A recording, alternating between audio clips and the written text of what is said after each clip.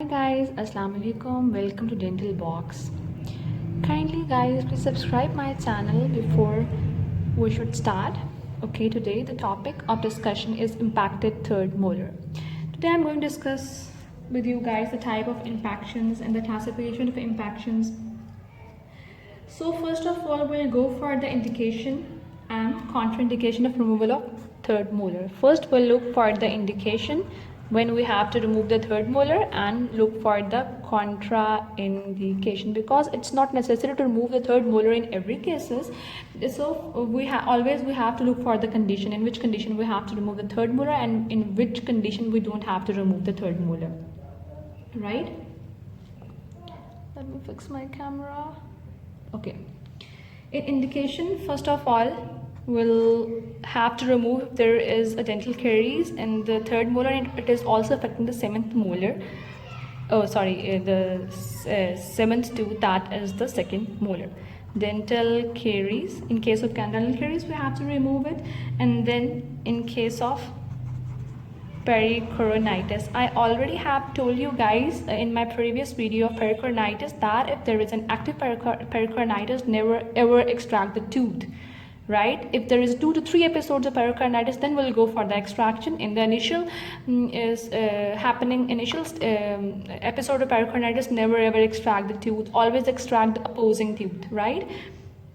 Then for the root resorption, in case of root resorption of the surrounding teeth, and then there might be a pain from unexplained origin, and to rule out that pain from unexplained origin, right? And then this is all for the indications. Or prevention of jaw fracture, we also extract and we have to prevent the jaw fracture.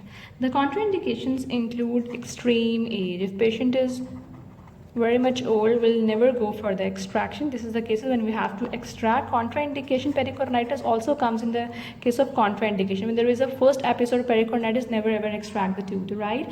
Extreme age pericoronitis, there is medical status, compromised medical status, and then if there is any vital structure nearby the tooth, vital structure will not go for extraction of the impacted one, right? This is all the indications, and this is the contraindication, right? Now we'll move toward the classification. Before moving to classification, wanted to tell you guys about the x-rays or the diagnostic factors by which we'll able to determine that which classification of this impacted tooth is. The most common x-rays will do for these are the panoramic view for these impacted ones. Panoramic view, we'll go for the periapicals. Periapicals mostly are not much recommended as they do not give us with the very finest details. It just tell us that this tooth is impacted. We are not able to see all the structures properly, the bones and the vital structures and the position of the tooth and that all, right? And we also go for CBCT, right? And OPG, right? Okay, now we'll move toward the classification, right? We have two types of classifications based on the angulation of the tooth, and other is the Pell-Gregory classification, right? It is classified as 1, 2, 3 and A, B, C. 1, 2, 3 is on the basis of the position of mandible, position of ramus. It is in relation to the position of ramus, right? This Pell-Gregory 1, 2, 3 is in relation to the position of ramus, while the other A, B, C, it is according to the occlusal plane.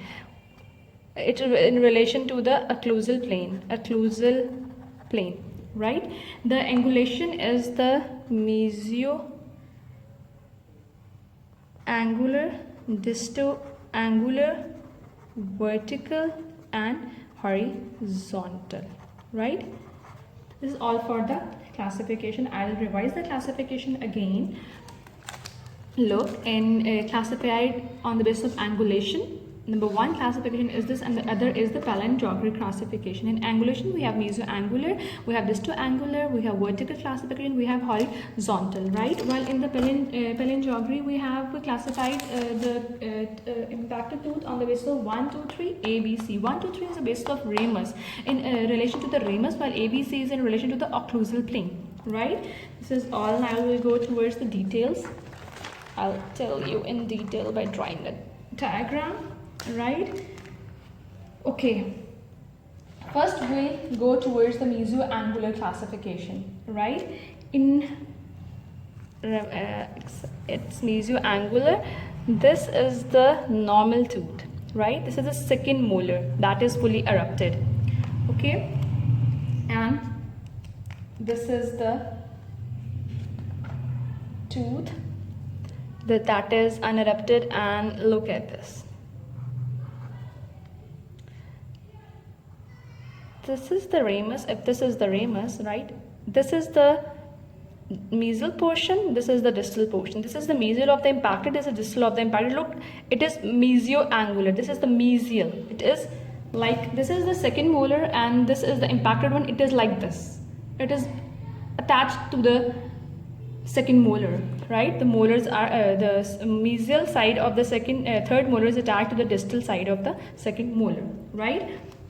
This is the mesioangular, right? Mesioangular. I don't know whether you guys are able to identify it clearly. Look, now is it clear? I hope it's more clear now. Look, the mesial side of the third molar is with the distal side of the second molar, right? Now I'll draw for the distoangular, right? I don't know where my marker is. Okay, I'll go for the, okay.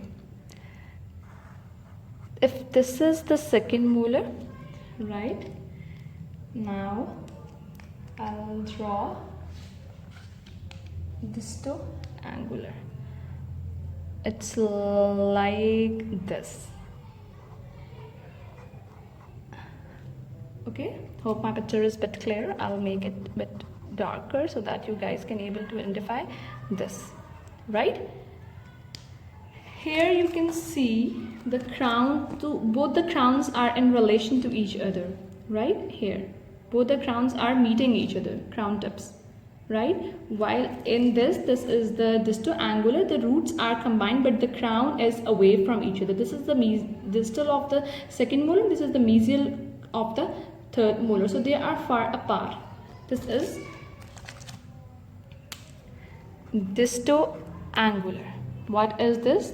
This is distoangular. They are far apart. If this is the ramus, they are far apart. It's embedded, just I have drawn like this way. It is far apart. Okay, now comes towards, okay. Now I'm drawing for the vertical one. If this is the second molar, then vertical is this. It is in the vertical position, same as that, right? This is the ramus and this is the in same position, right? This is the vertical. And for horizontal, if this is the second molar, right, and this is the horizontal location, right? This is the ramus, this is the horizontal. It is lying with the second molar. The second, this is the horizontal. This is for the horizontal. I hope all of the three classifications are clear on the basis of angulation. These are the classification on the basis of angulation of impacted third molar, right? I'll tell you guys again. Look, in the mesioangular classification, both the crowns are in relation to each other, right? While in the distoangular classifications, the crowns are far apart. This is the distal of the third molar, second molar, and this is the mesial of the third molar. So they are far apart, right? While in the vertical, the tooth are in the same position, but it is impacted same position, right? While in the horizontal, you can see, how can I tell you? Okay, in horizontal, you can see here, the tooth is lying. This is the tooth and it is lying.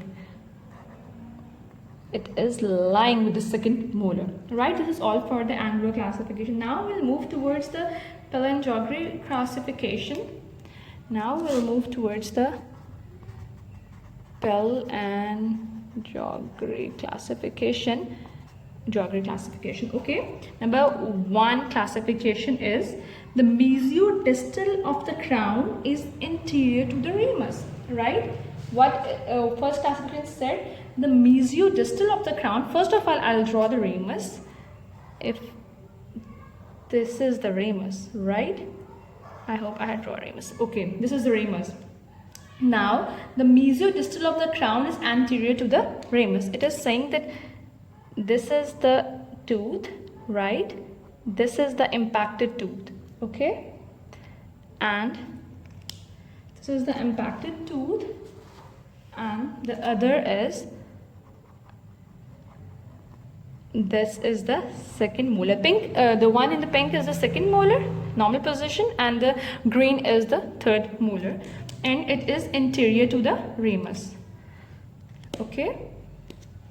Mesiodistal of the crown is anterior to the ramus. This is the ramus and this is anterior to the ramus. What the first classification is, it said that mesiodistal of crown is anterior to ramus.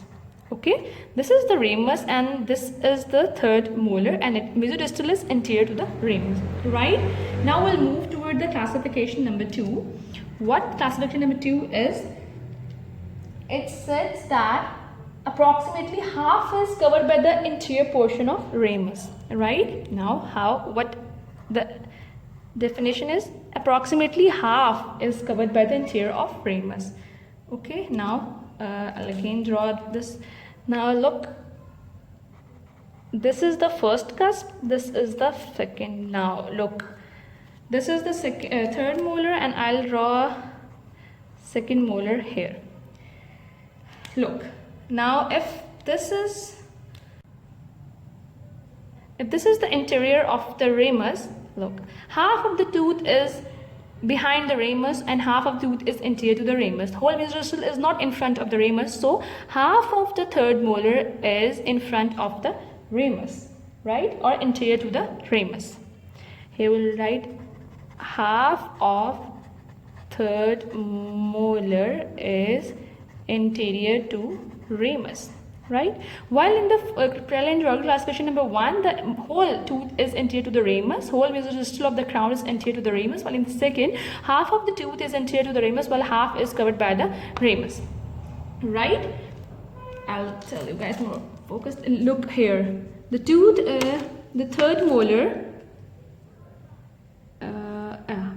the half of the crown of the third molar is anterior to the ramus while half is covered by the ramus, right? While in the first one, the whole third molar, it is in front of the ramus, okay, or anterior to the ramus. Now we'll go for the third classification, third number, that is it is completely impacted by the ramus. Look, this is the ramus, okay, this is the ramus, and I'll draw third molar here. Look, this is the third molar. It is impacted, completely impacted, while this is the second molar. Look, this is the third molar, totally impacted. Here half, here full in front of anterior to the ramus, and here completely impacted. Now what will say? Completely impacted or completely within the ramus, right? This is all the palindromic classification 1, 2 and 3. Now we'll move towards the A, B and C. Okay guys, after we have studied the occlusal plane, we are going to discuss the palindromic classification, that is A, B and C, right? This is palindromy. In A, B and C, it is according to the occlusal plane. What happens in classification A? Here the occlusal plane of the second molar, and impacted third molar are at same plane, right? Just remember, if this is the mandible ramus, this is the second molar, right? And this is the third molar. These are on the same plane, right? Now this is A. What happens in B? In B, the occlusal plane is between. The occlusal plane of third molar is between cervical plane and occlusal plane of second molar, right? Imagine if this is the third molar, right? Now this is the cervical line and this is the occlusal plane, right? Look, this is the occlusal plane and this is the cervical line of the second molar. Remember, this is second molar, so third molar will come here, somewhere between. It is here. Third molar is between the cervical line and the occlusal plane of second molar. Okay, just remember it in a way that here comes this is the ramus, right? It is between. Okay, what happens in C? In C, the impacted tooth is below the cervical line, right? This is the second molar and this is the cervical line. The impacted tooth is here, somewhere here, below the impacted line. So third molar is below the cervical line of second molar, right? I hope it is clear. In A, the second molar is at the level, occlusal level of the third molar, and second molar are at the same level, while in the B it is between the occlusal plane and cervical line of the second molar, while in the third C, the third molar, which is the impacted one, is below the cervical line of the second molar. This is all for the pathology classification. Guys, please subscribe my channel. Guys, if you guys subscribe my channel, give me more support and more courage, so I'll keep on making the more videos. Thank you guys.